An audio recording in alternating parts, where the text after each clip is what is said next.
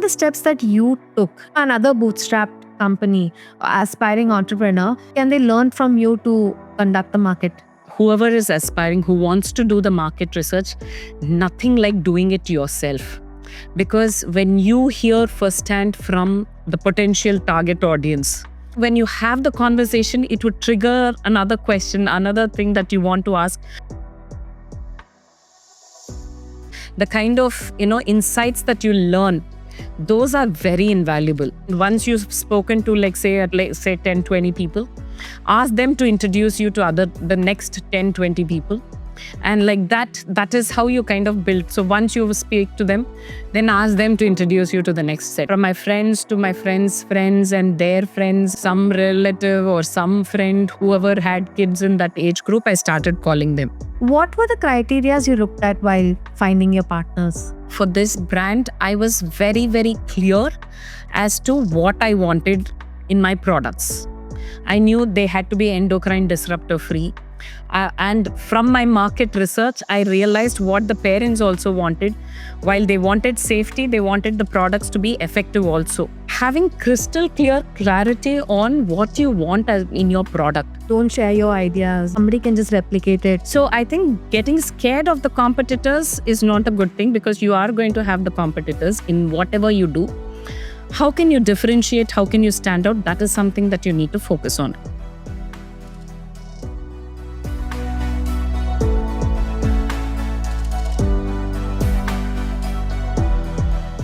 Welcome back, guys. Like I said, we have Ms. Prasanna with us, and I'm going to ask her a lot of questions about entrepreneurship. So keep your books out. This is your guide to build your D2C brand. Prasanna, what does it actually mean to build that first brand of cosmetics for the age group of 14 to 16? Venturing into a new segment, what does it entail? So when you're venturing into a new segment, what happens is you do not have benchmarks, or you do not have other products to look at. So what you need to do is, what are the others, maybe not in your exact space, but somewhere similar. So for me, personal care products are always there, for adults and babies and all that. But I am doing for kids and teens. So for me, while I didn't have other brands to look up to in my same space, I could look at other brands from the other space, like baby care products. I could see what they were doing, adult products, what they were doing. But actual insight came from the actual consumers and, the people who are going to buy, that is the mothers, and, who buy for their children. So I would say, when you're getting into a new space where you haven't had where you are the first, you are like, the early mover or the pioneer to do that, then I would say just see who are your end customers and who are going to be purchasing your products, and kind of doing that little market research. That helps, because that gives you an idea. Talk about market research. It's not a cheap affair, doing a market research. So what were the steps that you took? If with, another bootstrapped company, aspiring entrepreneur, what can they do? What can they learn from you to conduct the market? See, we actually initially had contacted few agencies, and we got quotes for few lakhs, which we didn't want to invest at that point, because we didn't even know whether this idea even made sense. So good old thing of taking the phone, calling people. So I spoke to so many parents. I spoke to a lot of mothers, a few fathers. And I think end of the day, whoever is aspiring, who wants to do the market research, nothing like doing it yourself. Because when you hear firsthand from your, the potential target audience, when you have the conversation, it would trigger another question, another thing that you want to ask, which I don't know how, if you give it, outsource it to someone, how much. And the kind of, insights that you learn, those are very invaluable, because you can see a report, you can see what it is. But then when you are actually talking to your target group, the kind of insights you get, the kind of nuances that you can pick up, all that is very important. So that one doesn't cost much. I mean, you have to just call, get those people. And once you've spoken to say 10, 20 people, ask them to introduce you to the next 10-20 people. And like that is how you kind of build. So once you speak to them, then ask them to introduce you to the next set. So that's how I went from, from my friends to my friends friends and their friends, and some relative or some friend, whoever had kids in that age group, I started calling them. When you have decided to build a product in this space, you had to find the right formulator, the right product manufacturer, the right packaging partner. What were the criteria you looked at while finding your partners? See, one thing, when I was building this product, for this brand, I was very, very clear as to what I wanted in my products. I knew they had to be endocrine disruptor free. And from my market research, I realized what the parents also wanted. While they wanted safety, they wanted the products to be effective also. It was not like they wanted to compromise effectiveness for safety or safety for effectiveness. They said they wanted both. So my products had to be safe. At the same time, they had to perform so they had to be clean without all the harmful chemicals, but had to perform like the products which had the harmful chemicals. So I knew what my benchmark products were. What is the thing? So I would take the touch and the sensorial, the touch of this product, the foaming from this product. Then this is the thing, the softness from this product. But the end formulation should not have all the ingredients which were used, most of the ingredients which were used in the product. So it was like I tied the arms and legs of my formulator and told them to cook, kind of a thing. So it was, but they've done a wonderful job. So having crystal clear clarity on what you want in your product, that is the very first step. Then once you have the clarity, then going and finding the formulator, the right person who shares your values, because you can say, yes, I need it and it has to be clean and all that, but are they actually taking that? Because it is a lot of work. I mean, depending on whatever you choose to, the direction that you take. So you have to find the right people with the right experience, the right expertise. So talking to multiple formulators that you can, and if for cosmetics brand or for even food or something like that, I would say there are a lot of expos that happen. So I would say visit those expos. If there's one question that every entrepreneur, aspiring entrepreneur building their own brand should ask, which you forgot to ask, what would that one question be while looking for your partners? But what I was looking for in a partner which worked is the value system and the expertise, and and looking for the right mentors, because mentorship is also very, very important, because you have people who are who will be in the space, who would have been in the space that you're looking to target. Just go and ask them, because most people are looking and are very helpful. They wouldn't mind giving you even half an hour, 1 hour of your time to mentor you, guide you, and depending on wherever. So having the right mentors helped me in every aspect of the brand building. This is so controversial to what I commonly hear. People are like, don't share your ideas, don't tell what you're doing. Otherwise, somebody can just replicate it. Nothing is like unique. So, yeah, I mean, it's refreshing to hear this perspective. Yeah, because see, yes, there might be certain nuances in your ideas which cannot be replicated, but the idea in general, whatever you take, there will be, there are going to be new brands coming up. There are going to be, so in fact, I would say my take on competition is different. I am actually happy to have competition, because the competition helps grow the market.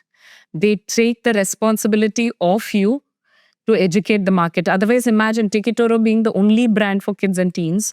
Then I have to educate and mark, the entire, my TAM, SAM, my SAM part of it. And then, but when I have my competitors, and I do have a few right now, and in fact, they have come in the same space, same calling, same this one, which I'm happy to have them there. And because they're also going out, educating the customers, educating the market. So it is good. It is good. They help the market grow.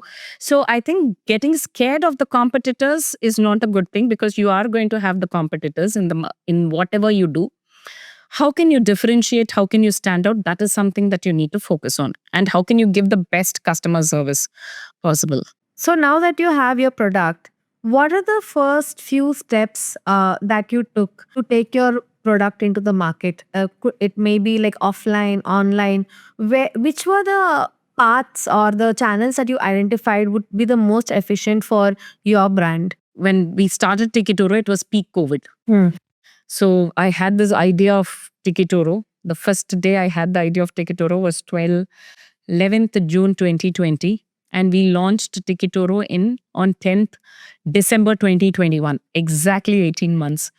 And throughout, it was COVID period. So we knew it was going to be an online market. Okay.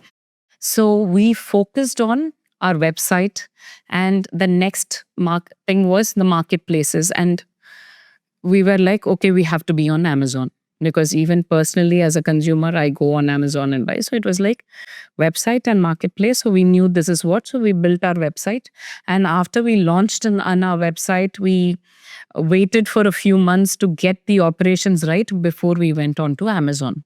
And then the other marketplaces and all that. So having a clarity on where are you going to first sell your product is very important. Because at that point, had I thought, no, I'm going to do website, I'm going to do marketplace, I'm going to do offline retail, I'm going to do all those things, then, because I didn't have the experience, it would have collapsed.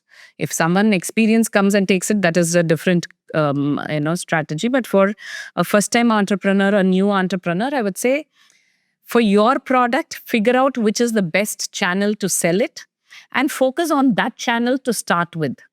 And then take it from there. And once you stabilize, because see, what we have as ideation before the product is launched, even your operation, everything, I would say it is more an idea. That is theory. But when you actually launch the product into the market and start selling, that is the practical experience that you get. There, whatever theoretically you would have thought, my warehouse has to be like this, this is the software I'm going to use, this is how I'm packing, this is what I'm doing. When you're actually going and selling it out there, you might feel that this is not working, the setup is not working. How can I tweak it? How can I change? So if you have multiple channels, it will be difficult to do all the changes. I would say focus on one channel, get your operations right, and then do the other channel. So, okay, you identified that online website and Amazon were the two spaces. But even there, how did you acquire your first 100 customers? Because just because you put it somewhere doesn't mean somebody has to buy it, right? Yeah, so you have to work on your marketing. What are you communicating to the customer? Where are you going to market? So we marketed on Meta and Google. And once we were on Amazon, it was Amazon. And on the marketplace also, we did that marketing. So again, how are you marketing? What is your communication going to be? How are you communicating about your product? What you're communicating about your product? How are you going to differentiate from other clutter? Because if you open Instagram, you have like hundreds of ads popping at you. So what are you going to do to make the customers stop and at least notice your ad? Even if they have like a few glances or few seconds, instead of just flipping it through, can be at least see for a couple of seconds and then flip.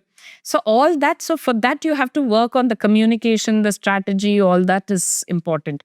So when you do that, that is where you acquire the first 100. And also what happened was, for me, the first 100 came because of friends and family. And from there, a little bit of word of mouth went. And from there, of course, with the ads and all that, so it was a combination of friends and family and their friends to word of mouth and actually doing your ads also. What was the typical time frame till you also started seeing organic growth? Not just you going after customers, where customers started coming to you. Was it like, of course, for every brand it will be different. But for you, in your experience, did it take 2 months, 6 months, 1 year? Like, how long was that journey? Organic growth, you might have a small percentage of customers coming quite early itself. They would have seen somewhere, in the first few months, 6 months or something, you do see. But for you to grow, increase that organic growth, for that you need to first start acquiring new customers also. So that top of the funnel, you need to initially focus on a lot at the beginning of the brand. And then as the brand progresses, you go to the middle funnel and bottom funnel, because then you can focus more on the middle where, okay, the person has come, they've interacted with the brand. Then what can I do? The middle funnel. Then they've already brought the bottom of the funnel. What can I do?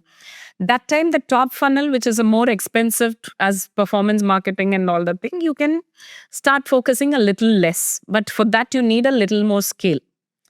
But at any point, you have to look at acquiring customers also, because that's what is scaling also. It's not just only organic reach, but organic plus some paid will always be there.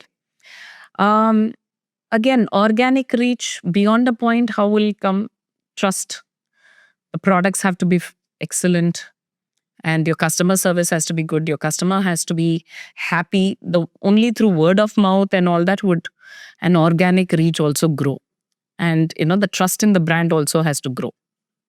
When you're starting a new product, how do you decide what is the quantity of your first order? Like, or if you are saying you're building a product line, should you start with just one or two products, or should you just go all out and have like a product line? And like, what is the best strategy? So when we started Tikitoro, we had Tikitoro Kids and the teens, Tikitoro Teens. We knew we were coming up with both the categories. So we were like, what are the essentials for this category? So in the kids, we came up with 3 products: shampoo, body wash, body lotion. In teens, we came up with 4 products: shampoo, body wash, body lotion, and face wash. So we started with these 7 products. Yes, starting because this is the basic necessity, we started with the 3 and the 4 products there. If it was like only shampoo means, I would have started only with shampoo. But I know as a kid, what would you want? These are the 3 basics you want. You want a shampoo, body wash, and moisturizer. So that is what. So in my experience, I would say start small, because that way you can, if you have to fail in something, you can fail fast, fail smart, and just go on. But if you're going to go all out and then there is some issue, then, a lot of investment would go into it as well, which is not worth it. When you're learning the business, start small. I would say you are an accomplished entrepreneur today, and I saw in a lot of forums, a lot of aspiring entrepreneurs came to you and asked you for advice. What are some of the mistakes that you made which you would tell another entrepreneur not to do in any industry, whatever? As an entrepreneur, what are the mistakes they should not do? My team, we started with 2 people who were there hand-holding to us for quite some time. And then we added 2 more. And then when we were launching, we added 2 more. So we had like 6 people, 6-member team. Even I would lift boxes and take it forward and all that. So again, starting small, seeing what you need, who's the team that you need, and learning from there, and then adding. Now we are like 20 plus member, 23 of us there. So, but when we started with this 2-member and all that, at that point, I just needed that. And yes, in getting the team, yes, what you have to have a lot more clarity on what kind of talent you need to bring in when you're building that initial team. That is important. The second one, I would say, is not aiming for perfection. That is very important, because I wasted a lot of time on certain small aspects of maybe packaging or something, that I would have missed out on a much bigger picture coming back, when if I had moved back. Because I was like, oh, this has to be perfect, this has to be perfect. And then I said, okay, fine. I have to learn to let go of perfection. Good enough is good enough. That much is thing, and go forward. So perfection, don't even aim for perfection, is something I would say. Again, having clarity, when I said clarity for the team, is because if I had better clarity, when I got the team on board, I would have given them directions with more clarity. Because since I didn't have better clarity, when I had them on board, even they were a little confused for a few months as to what all they were doing, because I was also confused. So again, that was So the you lack were of doing your experience. couriering and distribution yourself. Yes, at one point we were doing all that ourselves. Still, we grew. After a few months, only we started onboarding, getting into other third party, our warehouse team and all that. So across India when we did it. So initially we were doing everything, picking, packing, doing all that. We had to do it. So having a lot more clarity on all those would be important. So you have received investment from Shark Tank. What would it be that I've heard many people say that investors don't invest on the product; they invest on the entrepreneur. So if there is an aspiring entrepreneur looking for investment, what is it that they should be cognizant of while they are seeking investment? Yeah. So very important for the entrepreneur to know their business inside out, their why. Why did you build this brand? What is the problem that you were looking to solve, and how are you solving it? And how are you solving it, which makes you stand out from your competitors?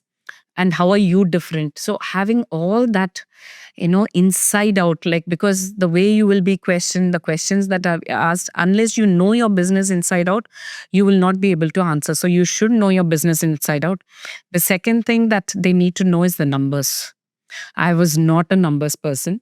I would still not consider myself a numbers person, but at least now I'm happy looking at the numbers. In fact, I look at the numbers far more than I used to look. I used to get scared of numbers. I'd be like, what is this, all this thing? And I would just like blank out. Thanks to Shark Tank and, working on understanding. So now I understand numbers. Like I go into the nitty gritty, that, the granularity, and look at what it is, where did it come from, how are we going to change. So that is helping me, obviously. So being very on top of your numbers is very important when you're going to reach out to investors. Having an idea of, lot more. Again, it comes to the part of business, like which geography it sells, what it sells, where are you think, what are the pain points, what are you looking, once you raise, what are you going to use this for, how are you going to use it. So having clarity, basically crystal clear clarity across the board, is very important for the entrepreneur. And of course, confidence to talk and have that conviction behind your brand, that you are able to stand up for it. Tiki Toro, you've said multiple times it's your baby. What has Tiki Toro really given you as a human being? If you were to say in this life, what have you got from Tiki Toro? Tiki Toro as a brand has given me purpose, because I started Tiki Toro to fulfill this mission. So for me, Tiki Toro is not work, it is a mission. I want to, because having gone through hormonal imbalances, having gone through that health issues, I feel that children deserve products that are made just for them, that that are really safe, that are effective to look at children. So that is my mission.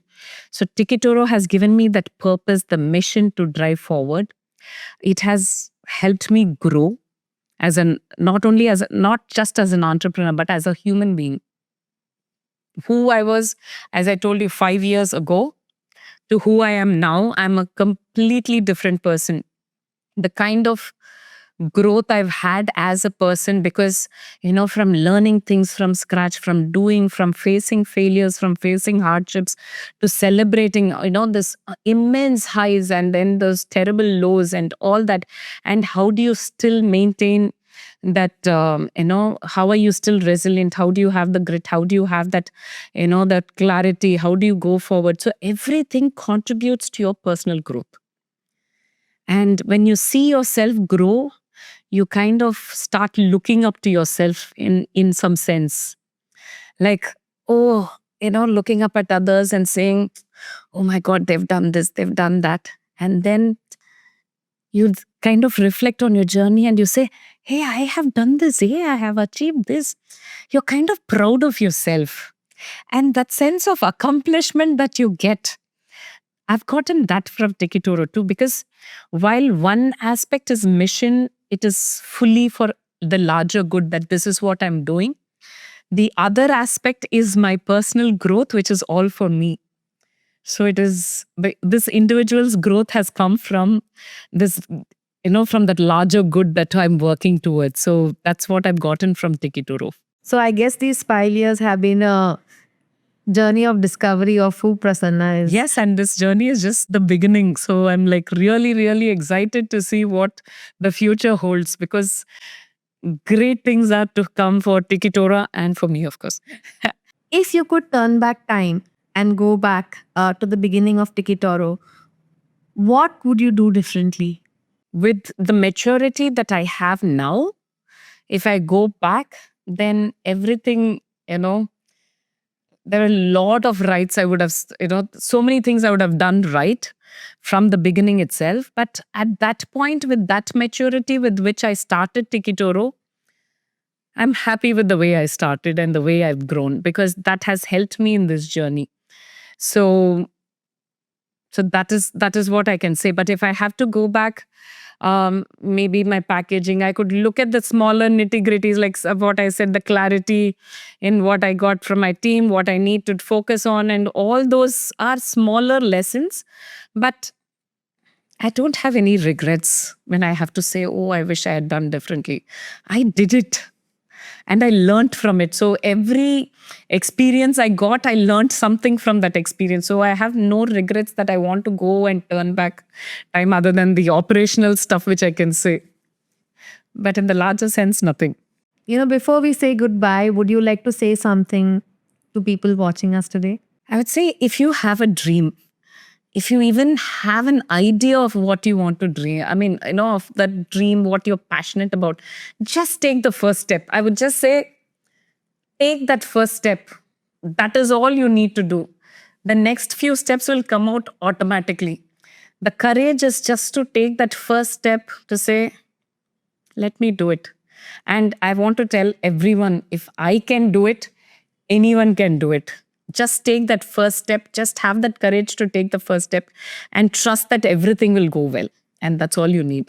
That was so beautiful, Prasanna. Thank you so much for coming here. And I don't know about the others, but I thoroughly enjoyed this conversation. Thank you so much again. Thank you. Thank you for having me. I really enjoyed the conversation. So thank you for having me again, Rashmi.